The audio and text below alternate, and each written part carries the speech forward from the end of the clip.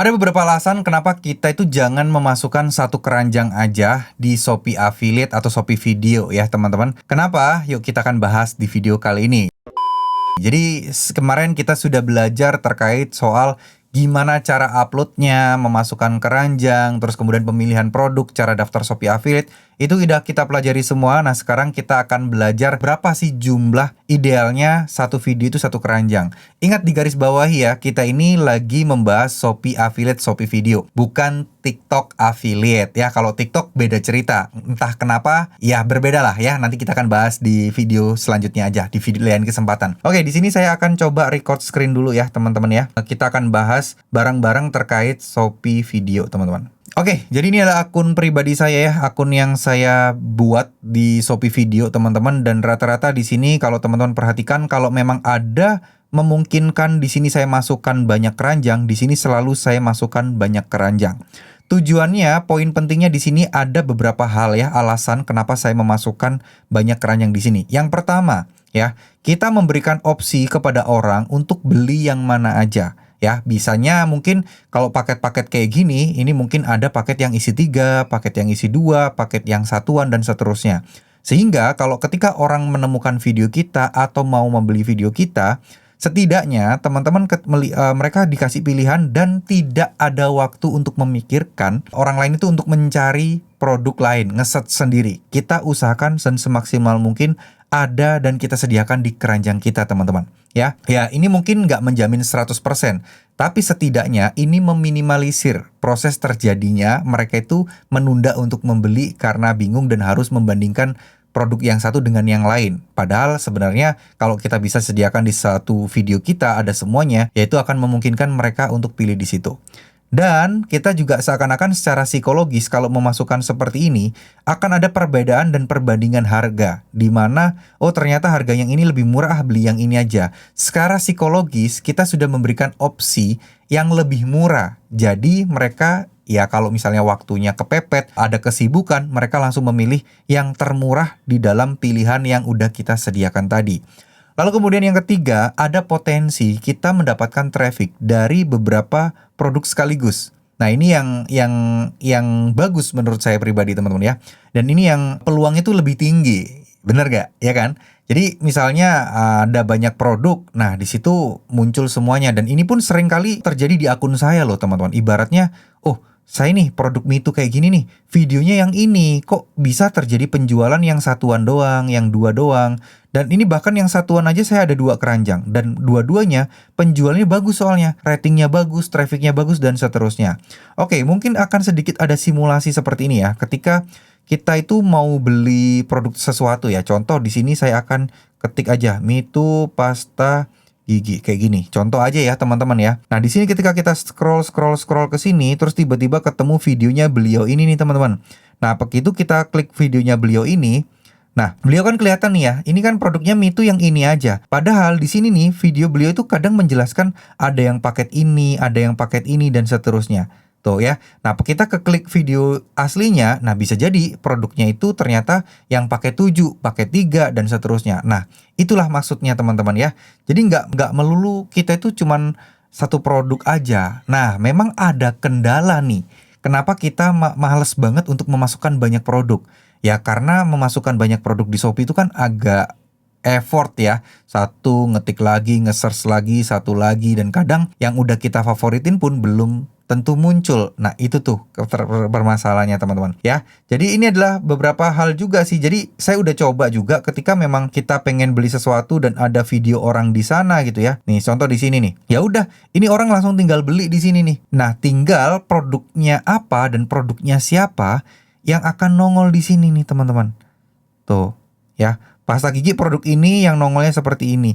Nah kita bisa jadi muncul nih untuk produk pasta gigi yang satuan, tapi dia itu sebenarnya jelasin yang paket yang banyak kan teman-teman. Nah ini memiliki potensi juga kalau buat saya pribadi. Ya intinya sih trafficnya bisa nyangkut di 2 jenis produk.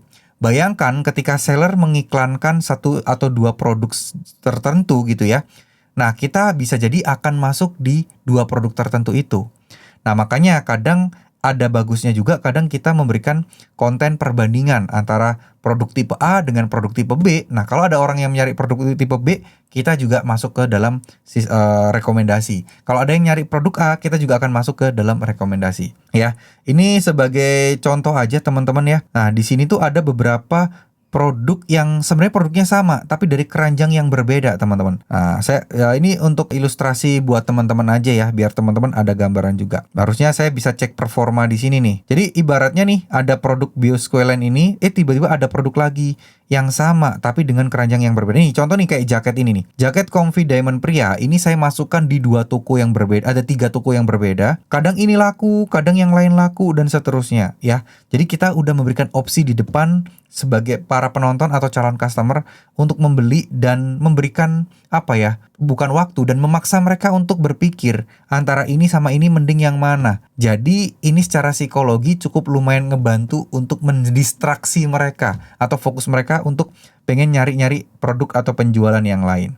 Gitu ya teman-teman ya. Nah, jadi di sini tuh kalau kita perhatikan ada kadang banyak beberapa produk-produk itu yang sama teman-teman ya. Jadi ini udah kejual kok ada kejual lagi gitu-gitu dan seterusnya.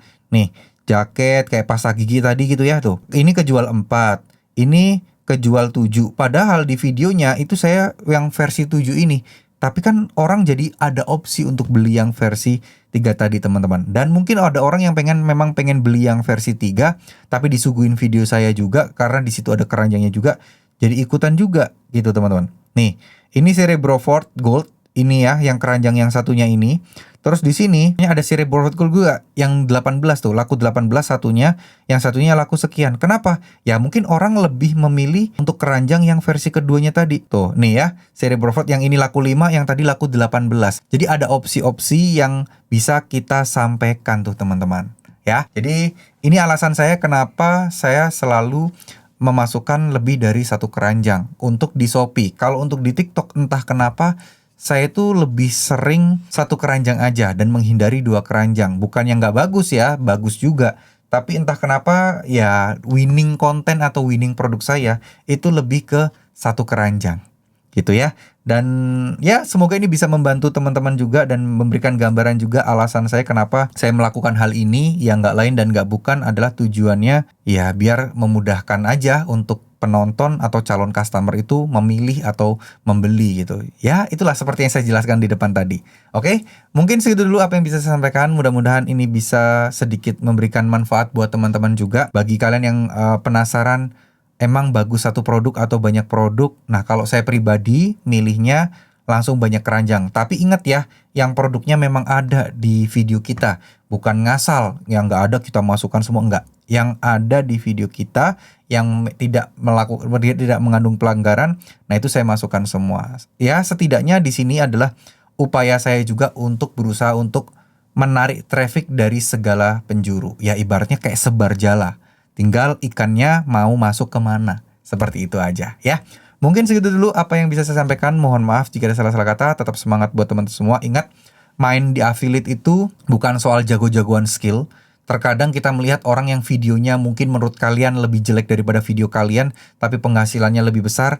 Ya ini semua juga ada faktor rezeki dan juga ya mungkin bisa jadi akun mereka sudah kebangun, akun kalian belum. Atau mungkin secara algoritma, akun mereka sudah menyebarkan audiens ke audiens yang lebih tepat, sedangkan kalian belum. Audiens yang lebih tepat, apa maksudnya Bang? Audiens yang lebih tepat itu simpelnya seperti ini.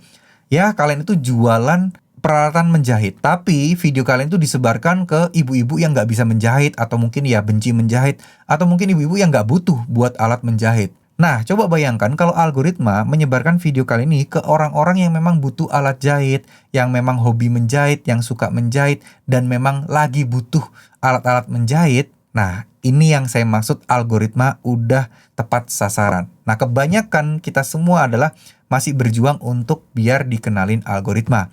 Untuk strategi-strategi kedepannya, gimana caranya untuk biar sedikit menyenggol algoritma gitu ya, biar algoritma itu kita colek dan memperhatikan kita. Nah, kita akan bahas di video selanjutnya ya. Mungkin segitu dulu apa yang bisa saya sampaikan. Terima kasih, mohon maaf jika ada salah-salah kata. Wassalamualaikum warahmatullahi wabarakatuh.